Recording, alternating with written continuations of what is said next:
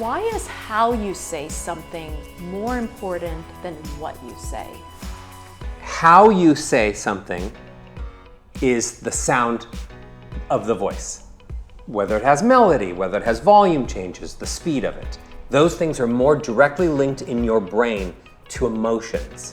So music and the way that I have people speak, which is musical, goes to another part of the brain, a part that is deeper storage. Once that's attached to words, boom, I'm going into the creative side of your brain. The creative side of your brain will share it with the logical side of your brain and think, I feel something.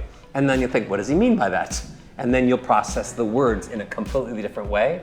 And people don't remember the words you say to them, but they remember the way you make them feel. And the voice, sound, is the way to make them feel, because that goes to the creative side of their brain. That's beautiful. And true, and scientifically proven. That's incredible.